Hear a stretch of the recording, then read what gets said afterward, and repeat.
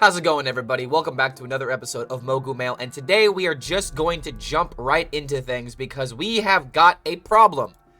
A rogue problem, and I've got a lot of different things that I think I'm going to point out in this video that most of you guys have probably heard, but I'm going to try and contextualize it in a visual way so you guys can really see what's going on, because there's a lot of scary numbers right now, and here's a scary number that we can start out with yesterday. I was only able to play 10 games of standard before eventually I rage quitted because I've been having such an issue trying to, first of all, grind the rank, second of all, try to play something that hasn't been rogue. Played 10 games, rage quitted. Creativity just isn't awarded because every single game against rogue and demon hunter feels scripted by turn 2, and I'm gonna come back to this point here in a minute. But I literally was having more fun playing Tavern Brawl than I was playing standard, and it's just really frustrating because, and before any of you guys point this out, yes, I was playing some of the meta relevant decks, but I was trying APM Priest and Draka Rogue before I switched back to these decks. And before that, 2 days prior, I was playing decks like Frost Death Knight, Reno Death Knight, Spit Hunter, Aggro Mage, Big Spell Mage, Thief Rogue. I was trying to do something a little bit different, and this was 2 days ago when I was still at a higher rank. Now I'm sitting at almost rank 2000 legend because my innovations just didn't get me anywhere, and I'm still trying to do things that are fun within the game for content reasons. But the true fact of the matter is you just cannot compete in today's Hearthstone unless you're playing rogue or demon hunter right now. And just to kind of put things in perspective, hey Hearthstone, how were the rogue nerfs? Oh, Jesus Christ. And let's go ahead and go back to this number here.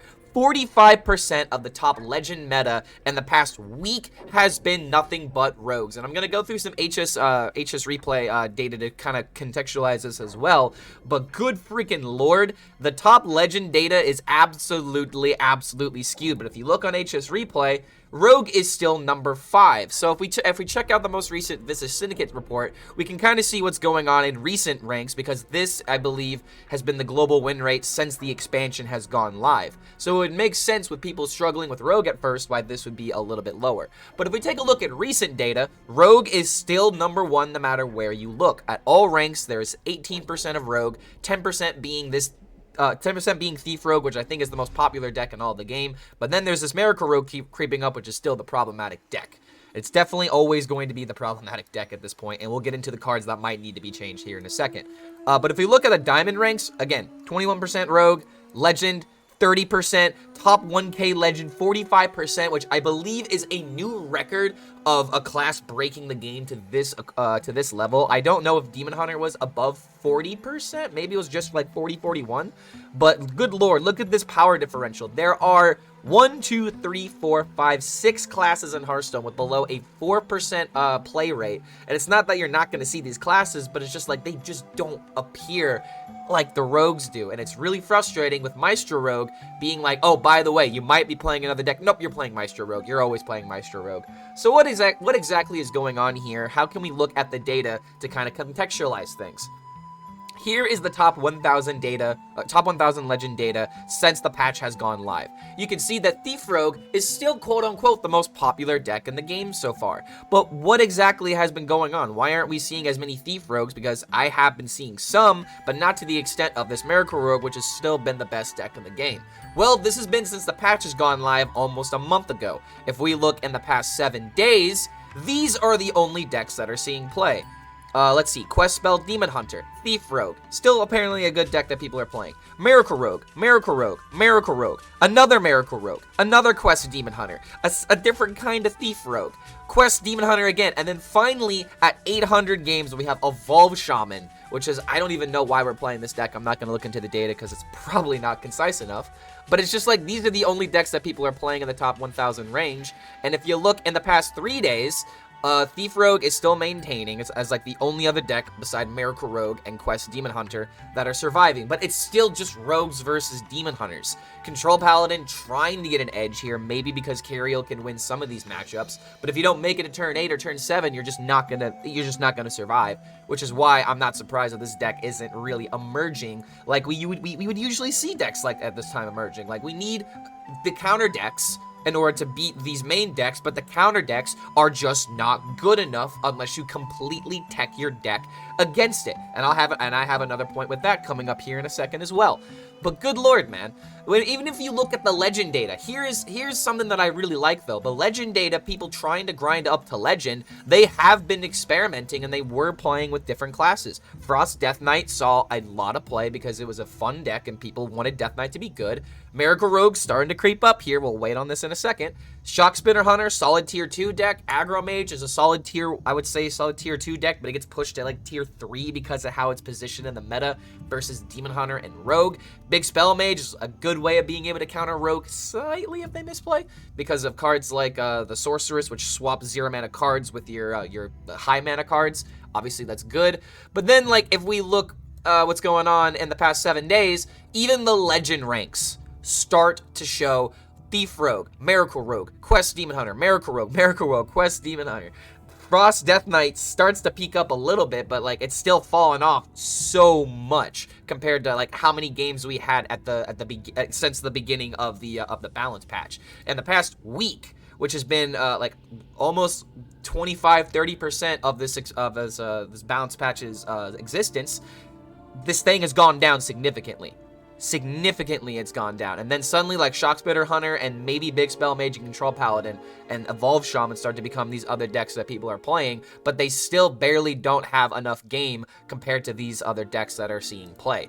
And then in the past 3 days, it gets even worse. So it's just like you're really starting to see what's going on, that the top legend meta is starting to trickle down to the legend meta, and people are picking up on how to play this deck, because the problem was at the beginning, people didn't know how to optimize it, and now people have optimized it, and they figured out the secret sauce. And that's just kind of what happens with metas. And even if a deck has a high skill ceiling, it doesn't matter if the deck is just going to auto-win games. And something that I'm going to point out are some ways that you can beat Rogue, but it's just super annoying how this is how you have to play. So here are 4 recent games that I've had in top 1500 Legend, I believe, that really showcase what's going on here and how the meta has completely warped against Rogue and what the problems are. Here's a game that I had against somebody that they just destroyed my Sinstone, and I didn't have a way of being able to recover. Granted, there was a way that I could have like made a gigantic Sinstone, but with all of this freeze and all of these minions storming me in the face, I probably wouldn't have been able to do much, but my Wild Paw Nose maybe would have been able to carry me. But that point aside, I was really tired playing this deck last night, and unfortunately I got top decked Demolition Renovator. He destroyed my location, and then I just didn't have a way of being able to recover. So it's like, in order for you to beat Rogue, you kind of have to be lucky while also completely teching your deck to counter it. That is not okay, man. And even just like in this situation right here, I had another game where I debatably should have played the prep just to play around the Barbaric Sorceress, but because I didn't do that, my prep ended up getting switched to 8 mana, so he was able to play Arcane Defenders and play it out for free. And was that a top deck? That was also another top deck. So it's like the game is quite literally trying to give players every single resource possible to beat Rogue when the Rogue screws up, but that's just confirmation bias. In any case, this is literally the degrees that Rogue has to go through in order to start losing. Like, you have to misplay, and then your opponent needs to have the perfect counterplay against it in order to actually meaningfully punish you, and either that or they have to play Warrior. And again, that's just all in destroying Rogue. But now let's talk about the mirror, because the big conversation right now is around the mirror and how apparently people are saying that Rogue mirrors are bad into Rogue mirrors. What exactly does this mean? It means that this deck has exactly the tools to beat what this deck can generate. And what is that? It's gigantic minions. So very, very simply put, it's the Deadly Shot meme that everyone's talking about. If you are able to get the mixed concoction that has destroy an enemy minion, then suddenly that's just completely putting you over the edge in the mirror, because as I'm about to do here, I'm about to play a gigantic minion because of Sinstone Graveyard. I didn't get to destroy a minion, so I'm just charging everything that I can to the face, hoping my opponent doesn't have it. But since Rogue has so many tools to deal damage for almost nothing, as he played that concoction for 0 mana, everything just died. I draw a prep, and it's just absolutely game over from here. And there's yet another example of this where I, unfortunately, couldn't find the destroy